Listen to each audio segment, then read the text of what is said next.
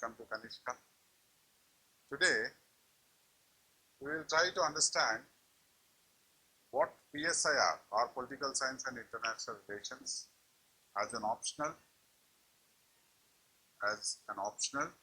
and how to score at least 300 plus in this particular option. Because PSIR is essential in two ways.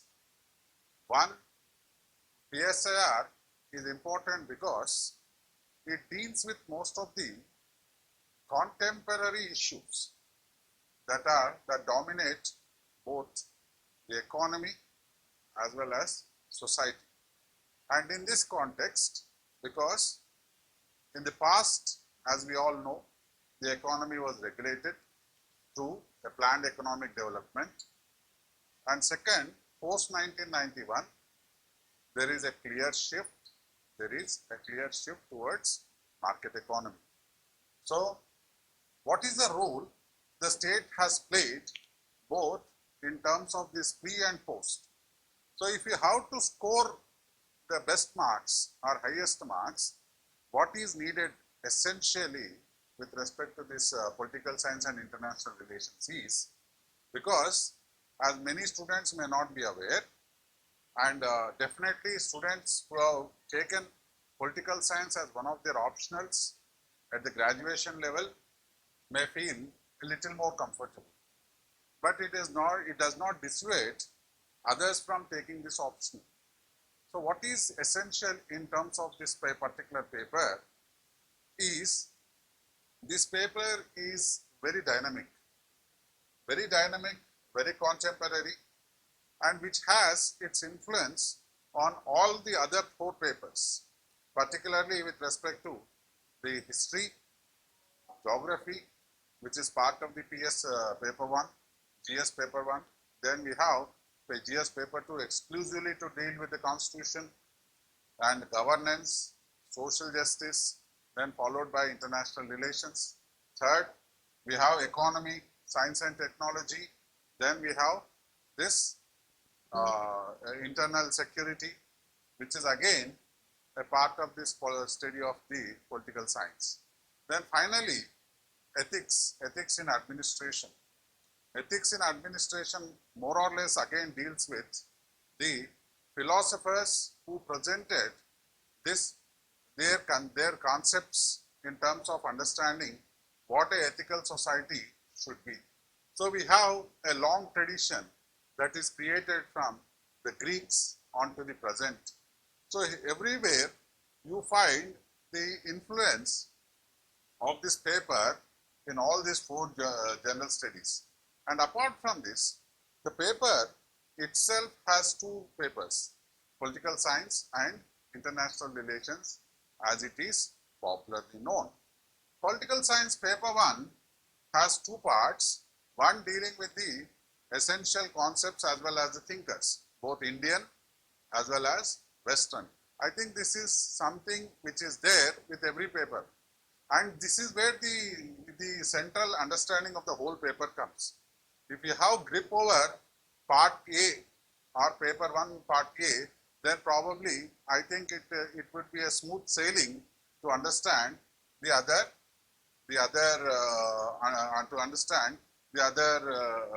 papers as well. So focus on the part A, and part A, it comprises of the different concepts, and you don't find multiple number of concepts. There are very limited concepts that you have to handle. Though it starts with the definite approaches, what is a method that is followed and what are the approaches that are necessary to study polity or political science, then followed by the major concepts of the political science. Here we have the nature of state, and here this is where I wanted you to focus on, because with respect to the concepts, starting from the state, the concept of state, and the concept of rights, the concept of equality, the concept of democracy, and the concept of power, authority, and hegemony, they are all essential not only to understand political science in particular, they are also essential in terms of understanding the polity's relationship with both society and economy. This is what I wanted to convey when I started with my first sentence stating that polity has a definite influence both on state and society. Then how do you score? Here you have to remember two things. The simplest way to understand this paper in particular is categorization. That means you have to split the historical time frame into two. One, in terms of this 1991, which has actually resulted in a major tumultuous, I might say tumultuous means grave changes that have occurred in 1990s. So we have to understand this relationship in terms of this shift that has taken place, because 1990 heralds a major shift in international relations, a major shift in the understanding of the subject. So if you have this grip, because 1990 heralds the actual beginning of the globalization phase. So if you have grip in terms of this particular compartmentalization, in terms of understanding the polity and its significance prior to 1990 and post 1990, your understanding of the subject becomes much more easy. Otherwise, these concepts are essential, but they are both theoretical as well as particular, because most of the concepts, if you try to look at the paper as such of the polity, most of the questions, they are definitely related to the concepts, but in terms of its application. So how do you generalize a concept to a particular understanding? So usually the UPSC pattern of question setting is, they do not usually focus more on particulars, because here there is another problem that we also have to understand. Because whatever opinion that we shape, that may differ. There is nothing like an objective reality in terms of understanding the state.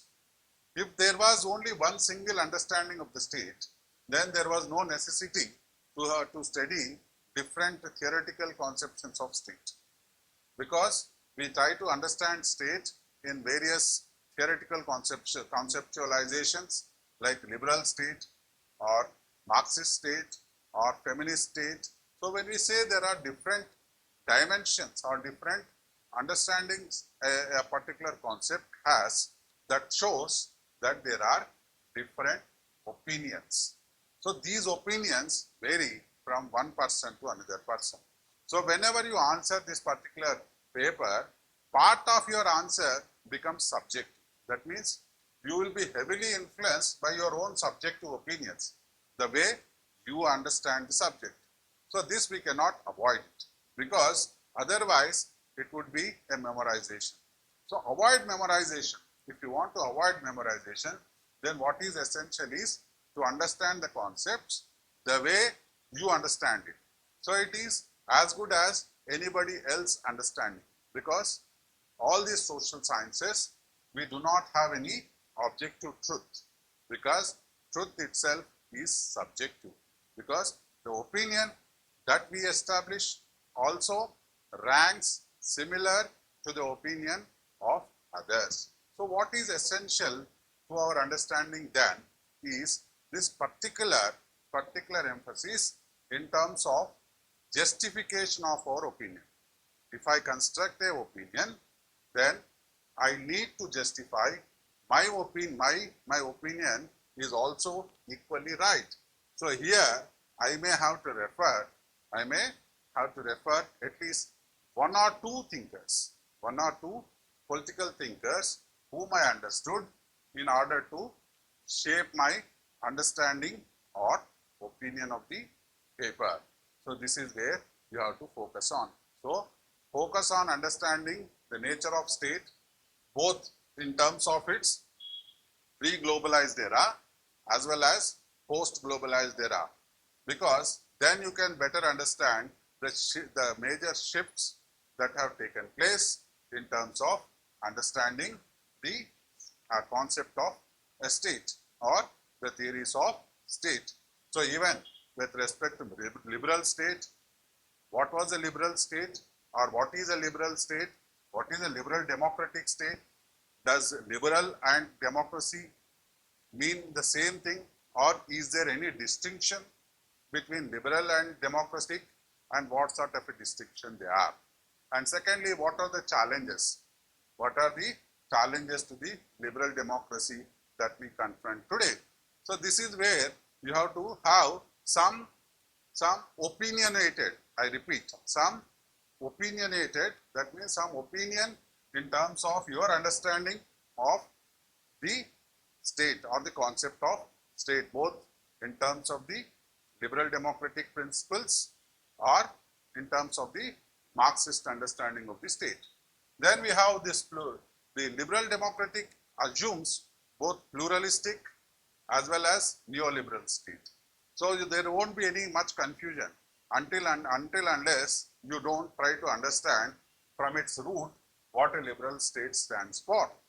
So try to understand the historical significance in terms of the evolution of a state and in terms of its progress towards realizing what purpose. So these are the things that you have to focus on. So if you, in terms of your categorization of history, then examine what was the nature of state, whether the state is a natural institution as advanced in the works of the ancient Greeks, or state is something artificially created which emerged in the writings in terms during the Enlightenment phase. So here, having come to Enlightenment, in terms of understanding this paper and to make it high scoring, this is another important breakthrough that you have to also focus on, because pre-Enlightenment and post-Enlightenment. So this is another categorization that you have to focus on. One is pre-Enlightenment and second is post. So post-Enlightenment and pre-Enlightenment, this Enlightenment phase you also come across both in history and then we have this pre-globalization and post-globalization. This is sufficient. This is more than sufficient. If you can understand this paper in terms of this categorization, that means pre and post. Why pre-Enlightenment? Because pre-Enlightenment, the understanding of the state was completely different. The understanding of the state was more particular with respect to obligations, the obligations of the citizens towards the state. It emphasized more on the art of governance rather than with the people concerned. But post-Enlightenment, there is a shift in terms of understanding the nature of the state, because the state is no longer perceived as something which is natural, but something which is artificially created. This major shift that the post-Enlightenment thought has brought in is also very important to understand this paper, because this shift has laid certain foundations for the understanding of post-Enlightenment thought. And this foundation relied on three major aspects. One, the foundations of Enlightenment thought relied on three interesting pillars. They are, one is science, because the Enlightenment thought is heavily influenced by the writings of scientific explorations. Second, it was the dominance of reason and rationality, because something which is revived as part of Renaissance literature. And third, it emphasized on the idea of progress. So these three are the strong foundational pillars on which this paper is built. So your understanding of this paper is essentially to make a focus and maintain a clear distinction in terms of this pre-Enlightenment thought and post-Enlightenment thought.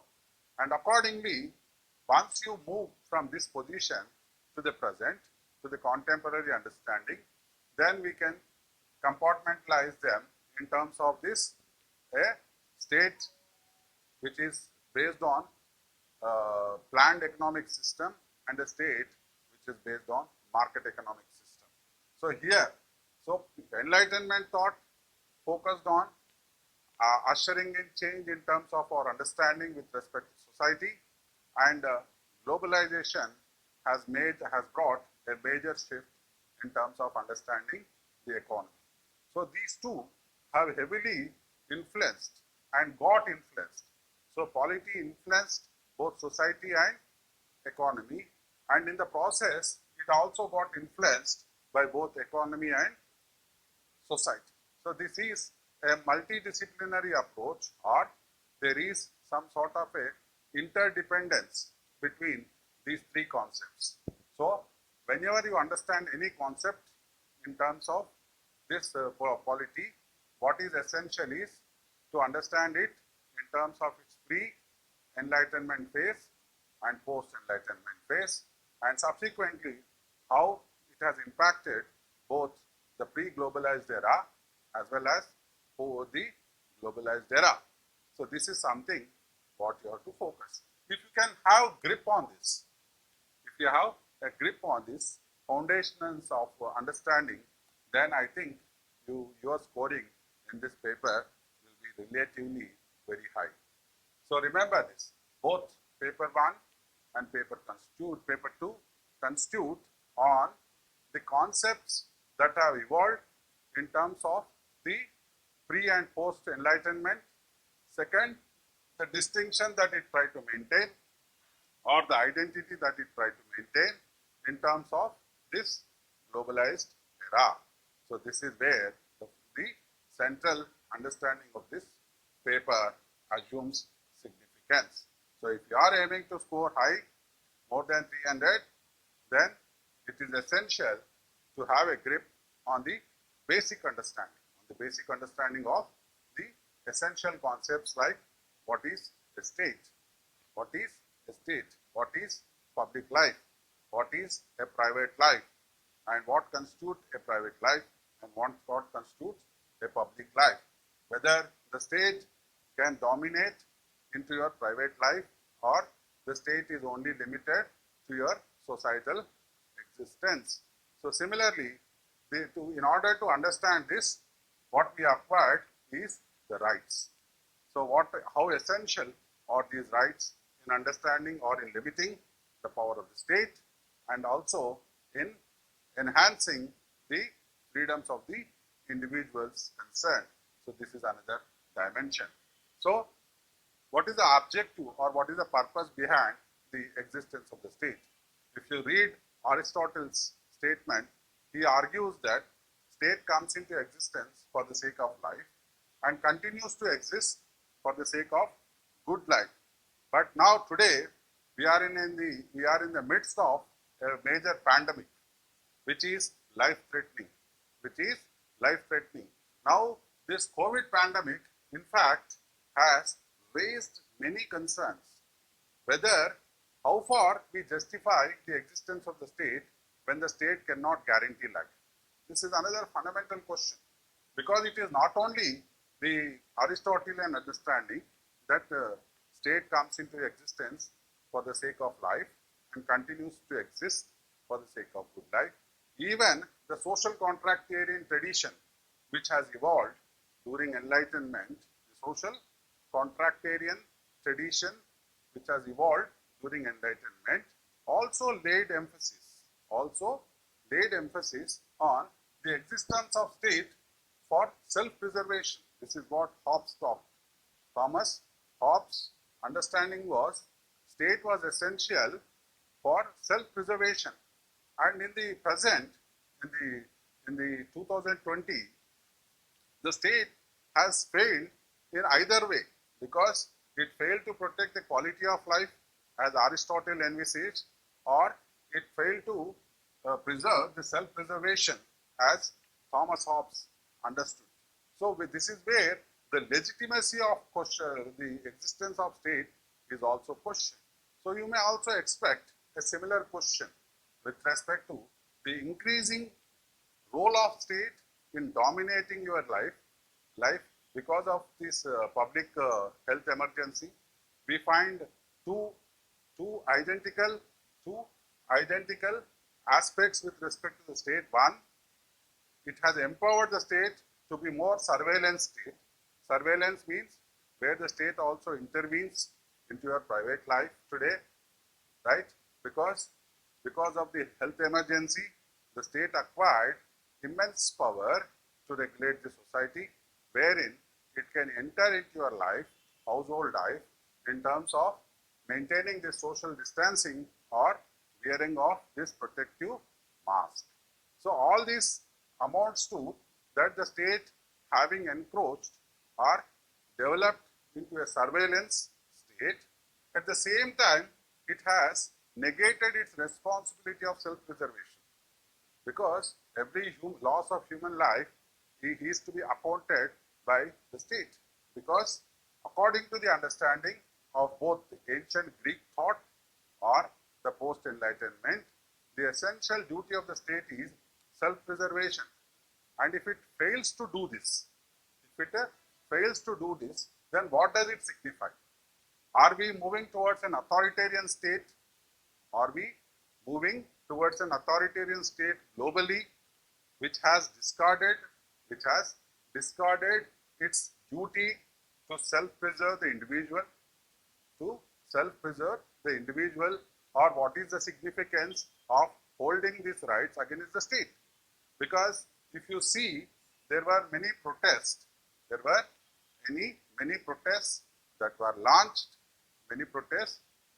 launched, particularly in America, which was opposed to this encroaching role of the state. They were opposed to the enforcement of lockdown. They were opposed to the imposition of certain restrictions in public life. So this shows that there is some active citizenship which is trying to challenge the authoritarian state in most parts of the world. And it does not mean that state should not intervene, because definitely during a public emergency, what is public, especially with public health emergency, what is essential is the state having a very active role, a positive role in instilling confidence within the people, and at the same time protecting the life of the people through increasing health surveillance mechanism, right, and protecting the life.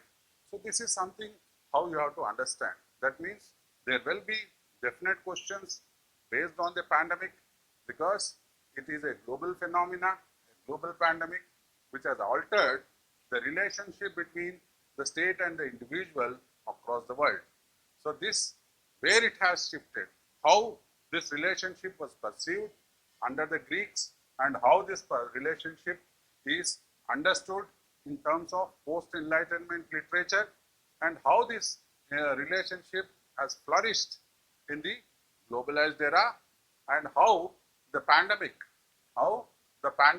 has openly identified the failure of both state and society, the failure of both state and market, in anticipating a public health emergency, or in properly addressing a public health emergency. So this is a major failure. It is a major failure with respect to the technological changes that are brought in under the globalization era. So this is where we have to focus on. So if you are understanding with respect to a concept, if it is linked to the contemporary issues, then your scoring will be very high. So don't ever limit yourself to the understanding of a particular thinker or a particular concept only to its rudiments, but you have to also practice in terms of improving your understanding of the concept to the present contemporary issues. So this is where the significance comes. So this is where the power of the state or the authority of the bureaucracy or the authority of the bureaucracy that dominates. Another interesting thing is the question of bureaucracy. This is part of the governance that is also which is very essential to understand, because what is so significant is the post or during this globalization, even the nature of governance, which is developed into a debureaucratized governance, a debureaucratized governance or deregulated governance as far as economy is concerned, but it has become a highly regulated state in terms of society is concerned. Because this deregulation or debureaucratization is only limited to the economic dimension, not to the whole society.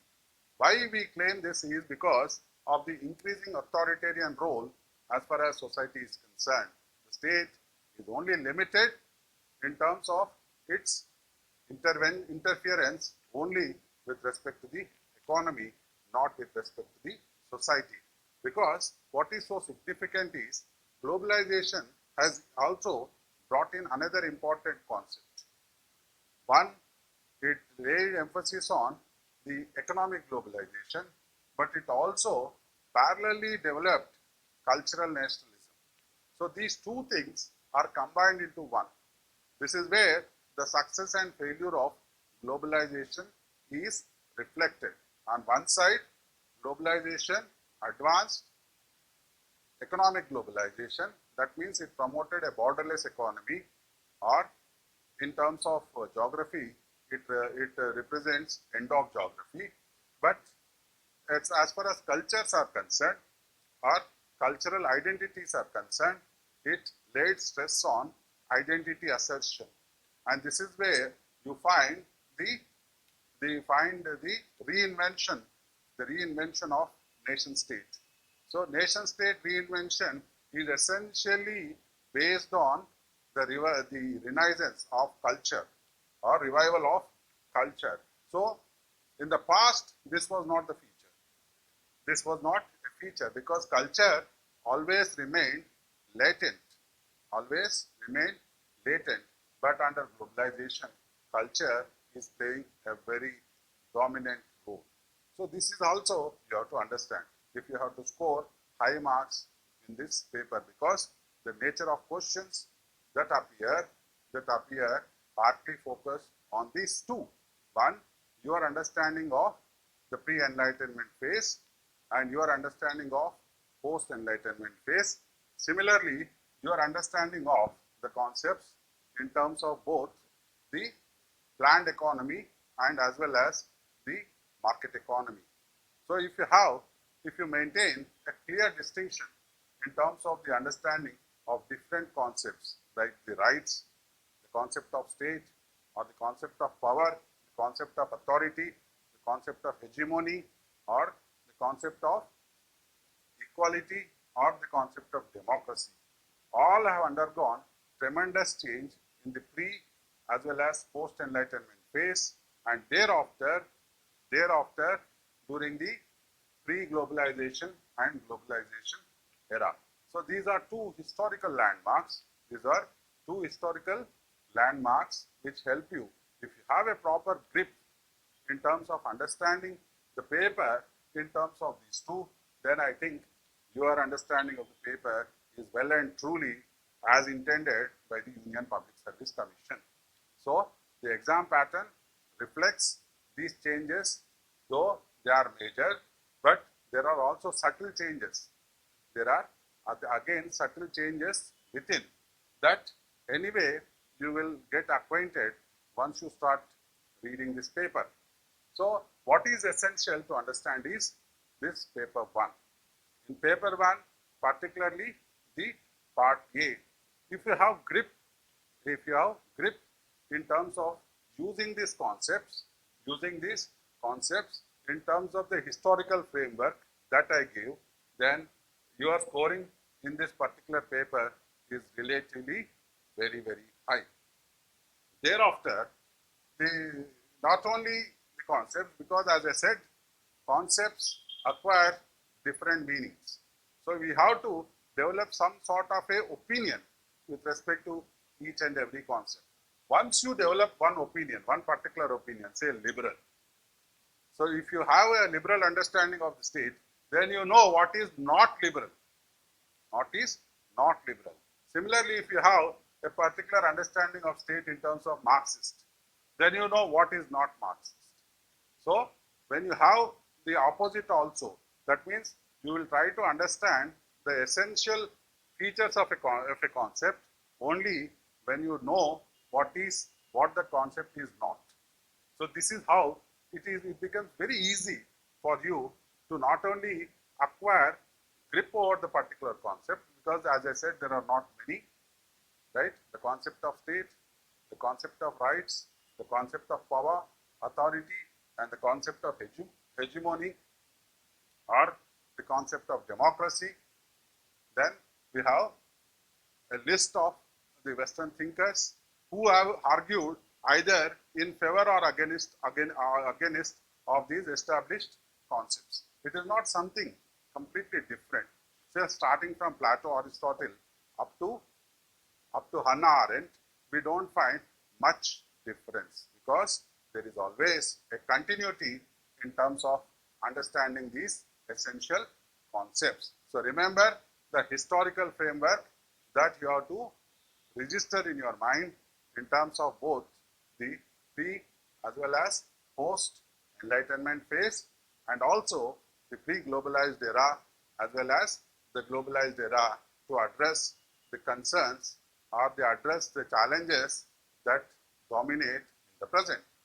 And this, if you can understand this far, I think you succeed in at least having this paper or having gained confidence in this paper by more than 50%. Rest are all particulars which you have to generalize. See, UPSC never anticipates any question with respect to particulars because particulars always come with subjective opinions, and this subjective opinion may differ from person to person. So UPSC always focuses on universalizing or generalizing a particular understanding, and this is essential. So what is that you need to know about this paper 1? So what I suggest is, don't go for hi-fi readings. Don't go for the authors which become complicated. Try to put it simple. Try to put it simple. So what is needed here is to understand the essential concepts. So read any standard book. Read any standard book starting from NCERT. Then you can move to the IGNOU material as far as the concepts are concerned. As far as to understand the concepts are concerned. As I said, when you focus on state, you should know the various theories that have come in terms of theoretical understanding of the state, whether liberal, neoliberal, Marxist, pluralist, or the feminist theory. Similarly, when you want to deal with power, you should know what is power. What is the understanding of the power as expressed by the sociologists like Weber, or as expressed by a sociologist like Karl Marx, or as expressed by post-modernists like Foucault. If you can maintain these three distinctions, these three understandings between Foucault, Marx, or postmodernist, or the modernist, or the tradition, then your job is done. So every concept you have to understand in terms of all three aspects. One, the traditional; second, the modern; and third, the contemporary. And this makes very simple to understand. So once you have confidence in this, then concepts, then with respect to both Indian and Western thinkers, I suggest Indian reading to start with. You can always go, or you can always rely on Telugu Academy book for Indian thought, because it is something which is recommended for the graduation level teaching at the university level. So you have a better option in terms of choosing the Telugu Academy book written for the graduation level in terms of the graduation final year students, that is Indian thought as well as the Western thought. So Indian thought, you have this concept of dharma and danda which have emerged subsequently, which got transformed in the writings of Mahatma Gandhi, who replaced not just dharma, the understanding of dharma, but he also brought in the understanding of satya to replace dharma. So his understanding of dharma was not based on danda or violence, but his understanding of dharma was situated in terms of understanding satya. So satya is something which can be practiced both by the individual as well as by the collective. This is where a shift that Gandhi brought in, and this is where he laid more emphasis not on danda but in terms of non-violence. Truth and non-violence remain central to the understanding, and you can expect a definite question on this. So here also, with respect to Indian thought, there is a continuity from the Vedic phase up to Gandhi, and Gandhi brought a major shift. So this, if you can identify, then you can easily write this paper, right? So any question based on this, because Indian thought is more based on spirituality, whereas the Western thought is dominated by materiality. This is the simplest difference, because material thought, this Western thought, especially the post-enlightenment Western thought, is heavily dominated by the material life of society. And that is the reason why you find vast changes shaping the thought and shaping the life of the people. So we find the rise and spread of this industrial revolution, which is one of the primary reasons for the success of this Western thought. So we find this, and whereas Indian societies did not move to the extent the Western societies developed, because we relied excessively on spirituality. Spirituality means without any materiality, and this is where the major shift that we find in terms of both Indian and Western thought. Indian thought is dominated by spiritual nationalism, whereas Western thought is dominated by material nationalism. If you can understand this, then you can also find a sequence in terms of Plato, Aristotle to Hannah Arendt. Hannah Arendt is a beautiful exception, because Hannah Arendt is so critical about the nation state, because the all-pervasive nation state which we experience today is something which is severely criticized by this Jewish refugee who remained as a refugee in America for more than 13 years. Her life experience is beautifully helped us in understanding the limitations of the nation state. So this is where it culminates, because it is a sequence that is followed in terms of this understanding. So if you can follow this, then I think this is easily a high scoring paper once you have grip on the paper 1 and particularly part A. So remember, certain concepts, they are essential to have read through the NCERT, and to get a finer understanding, the IGNOU conceptual understanding is the best. And as well as the thought is concerned, Indian thought, the Telugu Academy is more than sufficient even for Western thought, but I also suggest to include Sukhbir Singh. Sukhbir Singh, it is a two-volume book that has come with respect to the Western thought, starting from the Greeks to Marx. So it comes in 2 volumes, and that is also, I think, is something which is advisable, because it is simple, lucid for non-political science graduates to have some understanding, some fair understanding with respect to the part A of paper 1. Remember, the more the grip you acquire on part A, the easy it becomes for you in order to understand and respond. Then with respect to part B of paper 1, it includes mostly the Indian nature of the Indian nationalism, thereafter the features of Indian state. And this actually coincides, this to a large extent coincides with the paper 2 in GS, because the evolution of constitution, the Indian federation, Indian parliamentary democracy, then we have this constitutional bodies, statutory bodies, and that is all part of the paper 2. Then the formal and informal organizations, party democracies. Then we have also one of the aspects of economic development, which essentially dealt with the state interference into economy. State interference into economy. Here the literature is very large, and I leave it to your understanding, but at least one basic reading of essentials like Jyoti Basu or D.D. Basu is essential to have a clear understanding of the constitution. One reading at least of D.D. Basu is sufficient for paper 2. Then with respect to the nature of Indian nationalism, many students, in fact, they read Bipan Chandra, but Bipan Chandra does not give you a clear-cut understanding. But here, I suggest to read Partha Chatterjee.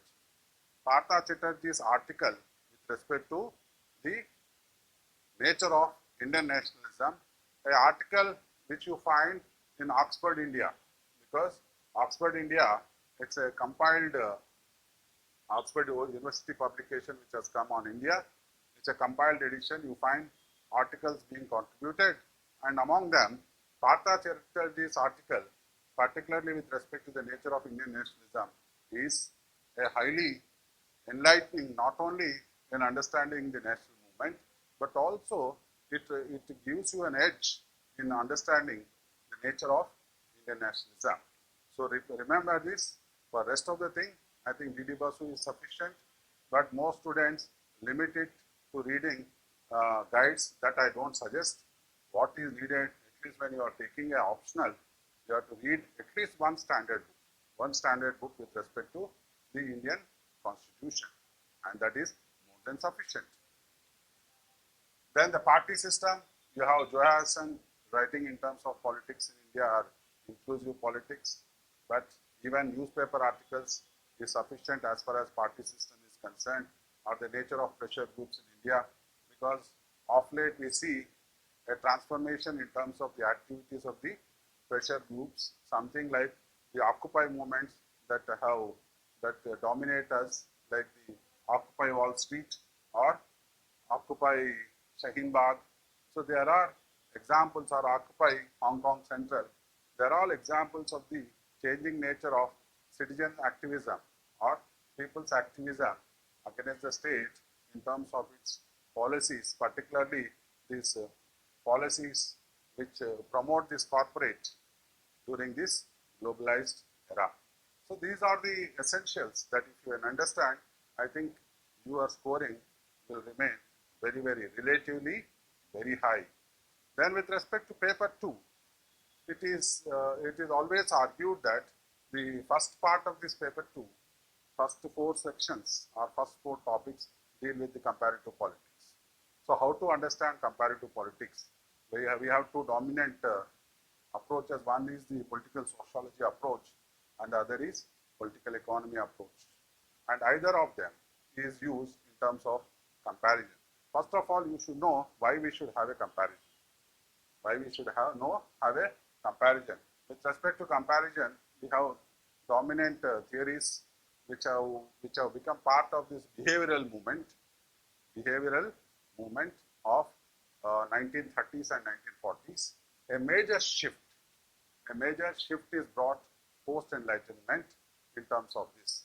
During enlightenment, the shift was in understanding the abstract laws, like understanding the physical laws, because enlightenment phase was dominated by the writings of Newton, Copernicus, Galileo, and this behavioral movement is dominated by the richness in the development of biology. So this behavioral movement in fact advanced this interdependent interconnectedness. So we have a different framework which helped in the promoting theories like systems theory or structural functional analysis in terms of having a comparison with respect to different states and societies. So this is where the focus remains. Then we have theories to identify the state in the capitalist and socialist state and the various theories that are developed to understand them. Here also in international relations, you have to focus on understanding the root, particularly with respect to the liberal state. What does the liberal state stand for? Once you ask this question, so liberalism believes in equality, fair equality. So the basis for this liberal state in comparison is equality among all states. And not only equality, it also believes in the existence of supranational states, supranational institutions like United Nations to maintain peace and cooperation. So essentially, it is dominated by this concept of equality. Then we have this Marxist understanding of international relations, which are grounded in terms of hierarchy, because Marxism believes in the hierarchical class relationship between the property class and propertyless class. Then we have another dominant theme in international relations, that is realism, which is grounded in anarchy. Anarchy means lawlessness, because most of the international active politics are understood in terms of this anarchy. Anarchy means lawlessness. That means self-help system or each state trying to promote its own national interest through national power and trying to realize its national interest with the help of national power. So these concepts have led to the rise of another concept like balance of power, whereas liberalism promoted collective security and realism promoted balance of power, and Marxism promoted hierarchical state relationship between core and periphery. And whereas another recent trend which emerged in terms of understanding international relations is the identities that are created in terms of the post-behavioral. So we find the postmodernist or the post-feminist or the post-structuralist, they all focus on establishing and asserting the identities. This is where the globalization era also coincided. So you have to understand these thinkers or these theories in terms of the basis that I try to highlight. That means try to understand liberalism in terms of equality, and within the liberalism we have another offshoot of liberalism, that is realism, which promotes anarchy, and then we have Marxism, which is grounded in hierarchy. Then we have another aspect, that is the post-behavioral, that is grounded in identities. So if you have understanding based on this, your writing the paper is very simple. So you have to correlate the contemporary issues like an issue of Afghanistan. How will you answer the situation in Afghanistan from the realist perspective, from the liberal perspective or idealist perspective, or from Marxist perspective, or from the identity perspective, that is the post-behavioral perspective or the contemporary perspective. So you take one example, take one issue and try to relate it in terms of these four, whether in terms of equality, whether in terms of anarchy, whether in terms of hierarchy, or whether in terms of identity. Once you practice identifying the contemporary issues in terms of these four distinct, then you don't need any major book to read on, to fall back on, because even the foreign policies are shaped by these concerns. So try to acquire grip in terms of these four major principles: equality, hierarchy, anarchy, and identity, and try to relate them with the contemporary challenges, then your understanding is highly appropriate, and wherein it helps you in scoring very high marks, because paper 2 is understood to be a very high scoring over paper 1. So the focus that you should lay is in terms of understanding this comparison. So to understand this comparison, IGNOU material is more than sufficient to understand these concepts, but you can also have a good reading in terms of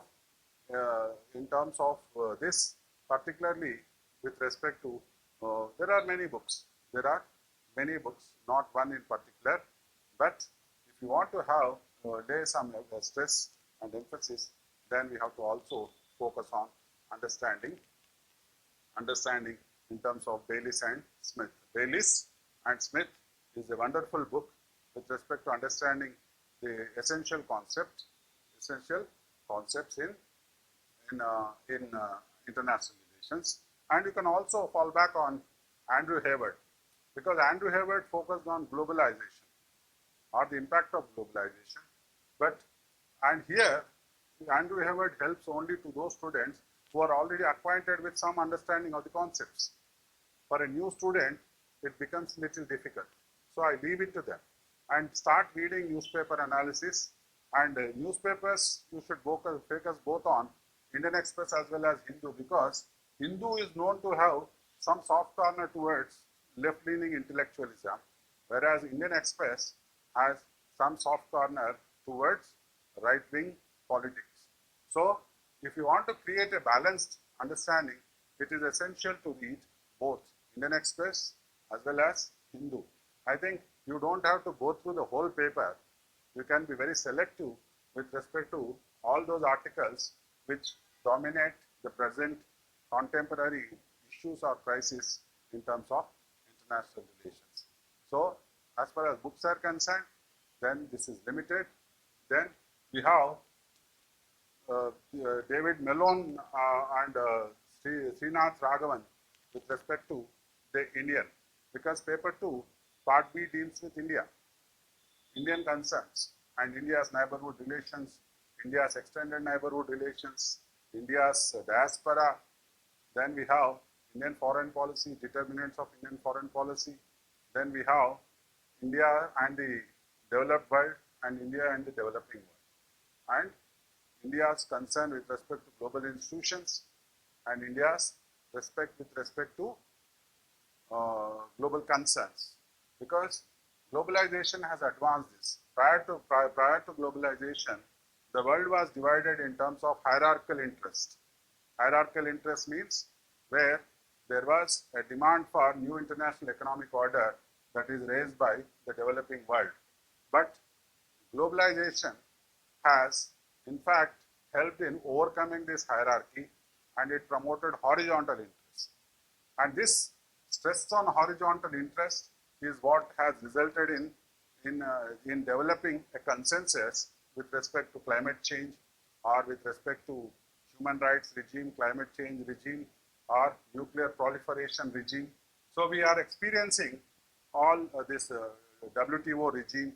So we find some sort of a horizontal consensus or horizontal understanding that is promoted in terms of globalization. So pre-globalization, you have a different understanding which is hierarchical in nature, and globalization has advanced a different understanding which is horizontal in nature.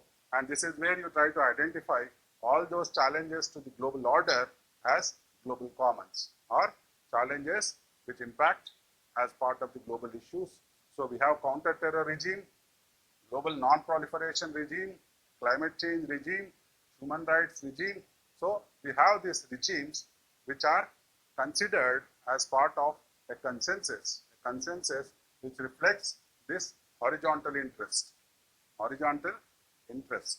So remember, so this becomes even more easy for you to score in terms of this paper. So once you understand the nature of these regimes and how it has promoted some sort of a understanding. Clear? So we have moved from hierarchical needs to horizontal needs as part of the globalization, and it also as I said, in the context of India, we created global institutions. So these global institutions in general has led to a new understanding, because as we started with NAM, that means non-alignment. From non-alignment, we moved to multi-alignment. So what went on in terms of shaping our foreign policy? Why India has moved from non-alignment to alignment, from alignment to again non-alignment, non-alignment to realignment, realignment to multi-alignment. So what is that influence, this nature of Indian, both the domestic as well as external relations, which helped in establishing these multi-alignments? This is where, say, the significance comes. So India, which began as a state which was not primarily concerned with what is happening externally, because initially we focused more on continental security, but in the present we moved from continental security to maritime security. So this is where the changing equations or the changing dynamics that compelled India to move from from a reluctant power, as we started in terms of non-alignment, to an engaged power. Engaged power wherein we have aligned with, on one side with America in terms of the Quad with respect to promoting our maritime security, and also the other side we still stick to this non-alignment too with respect to our global south. So this global north versus global south, as it has emerged, it promoted the creation of multilateral engagements and multilateral arrangements. Multilateral arrangements, particularly with respect to the rising global south in terms of BRICS, in terms of BASIC, in terms of IPSA, or in terms of the G20. All this is also very important, because we are no longer limited only to the functioning of the United Nations. So there is a compelled reason to promote multi-alignments across. So in terms of practicality, we are moving towards multi-alignment. In terms of theory, we are at the same time we are promoting this multiple modernities. Multiple modernities means we are no longer trying to imitate the model of development of the Western societies, but we are more comfortable with respect to our own understanding of progress, our own understanding of growth. So we are trying to chart our own course of progress. So this is where each society, however traditional they are also recognized as some sort of a modern societies. So this try to erase the distinction that was created in terms of this comparative analysis based on tradition versus modernity, and we have moved in terms of recognizing more and more traditional societies as modern societies. So it is not one monolithic modernity that we have, but instead we have multiple modernities where every state in comparison is identified to have attained some level of modernity. Clear? So theoretically, the emphasis is more on this existence of multiple modernities, and empirically it resulted in the creation of multiple alignments. So there is a clear shift from non-alignment to multi-alignment, which dominate the foreign policy analysis. So if you have understanding of this, what I gave you, I think your scoring in particularly in paper 1 and paper 2 stands relatively very, very high. Very, very high. Thank you.